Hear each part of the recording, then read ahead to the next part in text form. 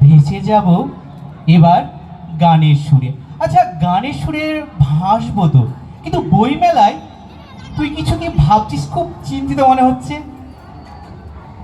শুধু এই বছর ভাবছি না, আমি প্রত্যেক বছর একই কথা ভাবি, কিন্তু স্বপ্ন পূরণ কোনোদিনও হয় না। হ্যাঁ, কেন রে? আমার ইচ্ছা করে এই যে গোটা মেলার সব কটা স্টল বাড়িতে কিনে নিয়ে যেতে। ঠিকই বলেছিস, আমারও খুব ইচ্ছে করে আমি অমর হব। অমর হবে? হ্যাঁ। কিভাবে? বুঝলি না? না। অমর হওয়া যায়। কিভাবে?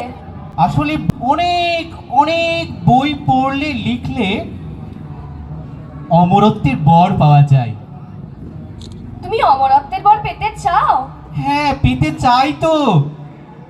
তার জন্যই অনেক বই কিনতে চাই।